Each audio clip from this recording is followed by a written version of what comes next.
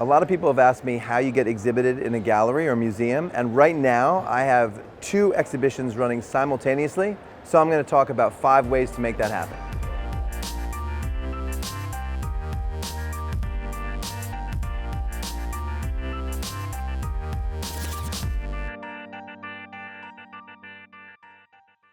Number 1, pay for it. So right now I am at Art Expo New York, which is an art fair. There's art fairs all over the country, all over the world. And here's how this works. Start by finding a location close to you so you don't have to pay travel expenses. You want to submit your work, and then if you get a booth, you want to decorate it with a nice variety of images and price them according to what the market can bear. If you can break even on an art fair, you've done really well. It's not about making money selling prints. It's about brand identity, and it's about building an audience for your work. People come up and I get to talk to them. I get to share with them my social media accounts. I get to show them my books, and really I get to build a relationship with them, and they start to expect that. And then when they come back the following year with the fair, they're already hoping and expecting to see me. They want to see what new work I've hung. Sometimes at these shows, I don't sell a print the first or second year. It's the 3rd year and the people have come back and they keep remembering it. They recognize the brand, and then they want to buy. You want to encourage enthusiasm in your work, and that's what's successful. If you get people leaving and smiling and talking about your work, taking your business card, you've been successful whether or not you sold anything. Another important tip, build relationships. Right now, I have an exhibition running here at Brookfield Place in downtown Manhattan. It's a phenomenal space. So several years ago, Arts Brookfield contacted me to do a public space exhibition. And we've done several since, and throughout that time, I've kept in touch with them. They reached out to me and they said, we have this beautiful gallery space right in the heart of downtown Manhattan. Do you have prints available? Which is another point to remember, have inventory, because yes, I did. I had all these prints in storage ready to go. So before you know it, they're hanging them. I mean, this happened within weeks. Now, usually exhibitions happen within months or years, but this was not even planned out. It was immediate because I had a relationship and because I had inventory. Why are you doing Art Expo and paying for people to see your work when at the same time you already have this awesome exhibition in this prominent gallery downtown? And the reason is, I'm building relationships. You never know who you're gonna meet, who's gonna take your card, who's gonna call you for the next exhibition somewhere else. Important to always, always, always push your brand. Another important point, build a strong social media presence. Always document everything, no matter how silly it seems. When I started Dancers Among Us, the reason that I eventually got a book contract was because I had a strong social media presence, and it gave the publishers some reassurance that there would be an audience for the book. The same thing with why I've gotten gallery exhibitions throughout the world is because people have seen my work online and realized there's an audience for it and have discovered it online and have invited me to do a show based purely on my social media presence. Basically, Facebook is dying and Instagram is the way to go for photography. That doesn't mean don't have a Facebook presence, but don't be disturbed by how few likes you get on it. Instagram, however, is very interactive and you can post several times a day, and what you want to do is you want to get people to start sharing your work on social media.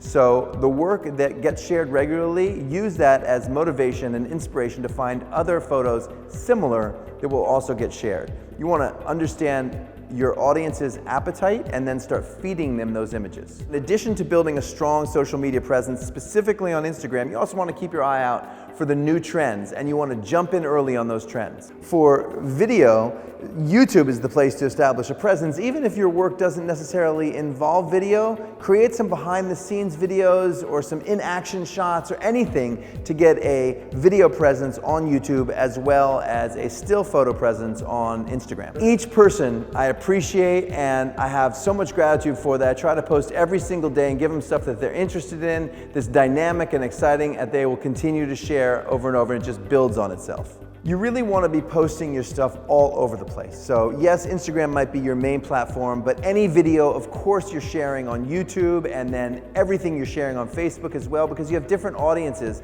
with each platform. So just share, share, share, inundate the world with your imagery and your video. I'm sitting here on the Lower East Side of Manhattan with Michael Foley, who is a gallerist and educator and career builder with a very successful, awesome photography gallery, and we're going to talk a little bit about how you can get here or somewhere like it. There are two things, well actually three things I would say that any artist, any photographer needs to be mindful of when they're kind of pursuing this career path. One is that they have to clearly define their vision. In other words, what makes their work unique to them? One time I walked into a gallery and I asked this question. I said, so what does it take to get into this gallery? And it was a top gallery in Chelsea. And she said, well, that's easy. And I said, what? She goes, that artist needs to make work that only that artist could make.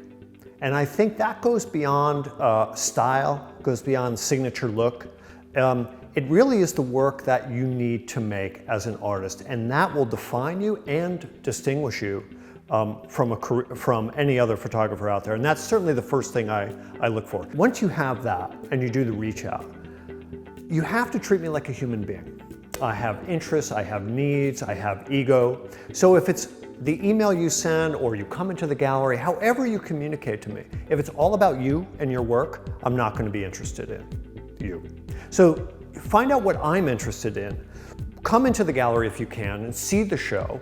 Don't even say anything to me. Walk out and then send me an email or write me a letter. And if you're not here, if you can't come to the gallery, then check out my website. See what I've done in the past. See that I'm an instructor at School of Visual Arts. See other curatorial projects that I'm interested in. And reach out to me as a human being that way. Because you do that first, I'm going to be interested in what you have to say. Because listen, I'm human. You really have to be authentic about it. Because when you look at my gallery or any gallery, you have to feel like your work is a good fit with the other artists that I show. There are over 100, maybe 120 galleries in the Lower East Side alone. There are 3 times as many in Chelsea.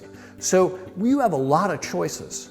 And the reason why we do the things we do is we're very different. My gallery is different from the next photography gallery, from the next photography gallery. So you really need to search out the good fit for you. The third thing is it's a long haul. It doesn't happen overnight.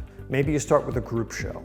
Maybe you start with a solo show maybe 2 or 3 years down the road. Maybe the gallery just said, hey, we'll take some of your work here just to see how it, what our clients think about it, okay? So don't expect anything to happen overnight. And the last thing is New York, in many ways, is the top of the pyramid. There are so many other places you could be showing, whether that's next door to a library, a bar, a coffee shop, whatever it is, or a gallery in your town or smaller city. So just because some New York gallerist doesn't pay you any mind or rejects you or you can't get a space, that's not the end of the world. You got to start somewhere. And that's really the key. It's a long haul and you got to be in it for the journey.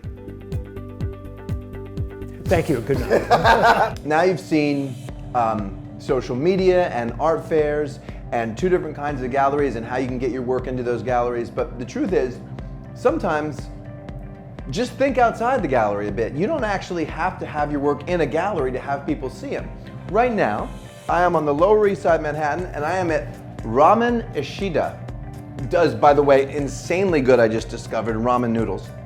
And gentleman is just opening up, and a local photographer has hung some of his artwork on the walls that is consistent with the mission of the restaurant. So the restaurant does all vegan ramen, and he's hung his black and white photos of vegetables here. If you get your work in like a coffee shop or a restaurant in town, more people are going to see your photographs. And a lot of those times, those people could become potential buyers and benefactors. So go around, go to all your local shops, go to hair salons, and anybody that you have a relationship with, and suggest that your imagery hang on their walls. Think about what sort of artwork you have and how it would work with certain places. For example, have you been to Italy and did you take some beautiful shots of the countryside? Then go into every Italian restaurant in your neighborhood and suggest they hang your photographs on their walls. You get free exposure, they get free art for their walls. And also, you get an awesome ramen soup out of the deal too. Negotiate that in your contract since you're not getting paid. Like, get like a meal a month or something. What you might see as a dirty, rainy, cluttered neighborhood, what I see is limitless potential. There's about 40 shops on this block alone where you could show your photos. In summary, I just have one thing to say. You are limited only by your own imagination. There is limitless potential out there for people to see your work. Just take every avenue and stay positive and work hard and believe in your voice and it'll happen. I guarantee it will happen. Well, I can't really guarantee it. Your work might suck, but it doesn't suck, I guarantee.